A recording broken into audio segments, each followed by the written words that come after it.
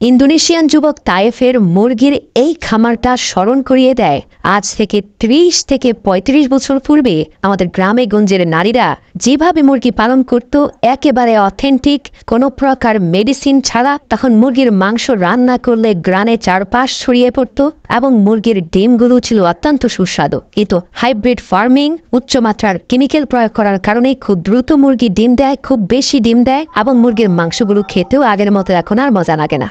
আপনারা দেখতে পাচ্ছেন যে গুহার মতো মাটি খুদে একেবারে বন জঙ্গলে বনমুরগেরা যেভাবে ডিম পাড়ে, সেভাবে তার খামারের মুরগিগুলো ডিম পেড়ে থাকে এবং সে খাদ্যদ্রব্য হিসাবে যে খাবারগুলো মুরগিকে খাওয়ায় সেগুলো তো রীতিমতো আপনাকে অবাক করে দিবে।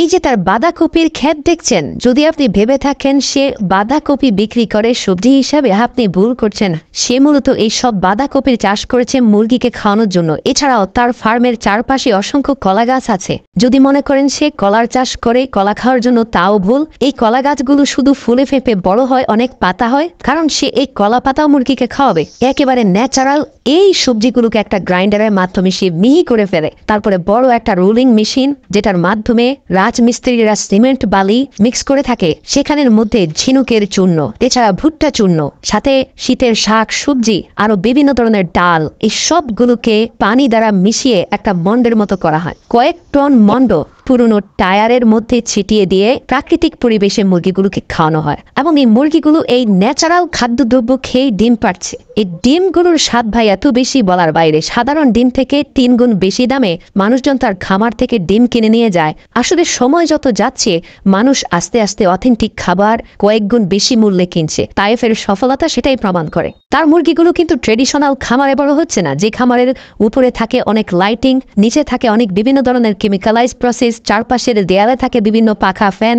মাত্র 2 মাসের মধ্যে মুরগিগুলো বড় হয়ে প্রতিদিন একটি করে ডিম দিয়ে, মানে সোজা কথা খুব তাড়াহুড়ো করে সবকিছু হয়ে যায় কেমিক্যালের প্রভাবে, হাইব্রিডের প্রভাবে। কিন্তু তার খামারে এসব কিছুই আপনি দেখবেন না। দেখবেন যে একেবারে আজ থেকে ৩০-৩৫ বছর আগে গ্রামে গঞ্জে যেভাবে নারীরা মুরগিকে খাবার বানিয়ে দিত, ঠিক সেই স্টাইলে সে খাবারগুলো খাওয়াচ্ছে। তবে হ্যাঁ, সে দক্ষ, অভিজ্ঞ, সে জানে কোন খাবারটা তুলনামূলক মুরগিকে সুস্থ রাখবে, হেলদি করবে এবং ন্যাচারাল ওয়েতে বেশি ডিম দিতে সাহায্য করবে। সে সেই প্রসেসে অগ্রসর হয়। তাই বলে সে কিন্তু কোনো হাইব্রিড ইনজেকশন বা হাইব্রিড মেডিসিনের দিকে ঝুঁকছে না। তো তার ডিম সংগ্রহের প্রসেসটাও খুব ভালো লাগে।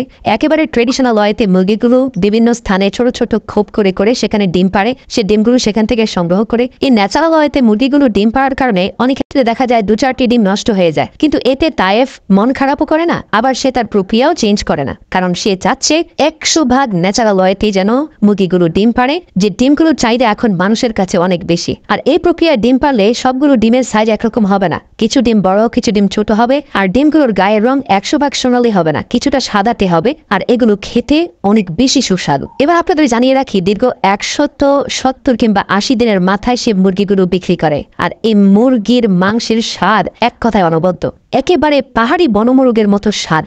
বিশ্বাস করুন, আপনিও এরকম ফার্ম করে ভিডিওটা শুধু অনলাইনে ছড়িয়ে দিন, আপনার মোরগ কয়েক গুণ বেশি দামে কেনার মানুষ এবং কাস্টমার আপনি পেয়ে যাবেন। যাদের কাছে পৌঁছাতে হবে না, তারা আপনার ঘর থেকে এসে কিনে নিয়ে যাবে। আপনি ডিম এবং মোরগ সাপ্লাই দিয়েও শেষ করতে পারবেন না, কিন্তু নিশ্চিত করতে হবে যে আপনি সততা এবং স্বচ্ছতার সাথে অথেন্টিক মোরগ এবং ডিম উৎপাদন করছেন। ভিডিওটি এতটুকু হেল্পফুল মনে হলে অবশ্যই শেয়ার করার বিনীত অনুরোধ করছি।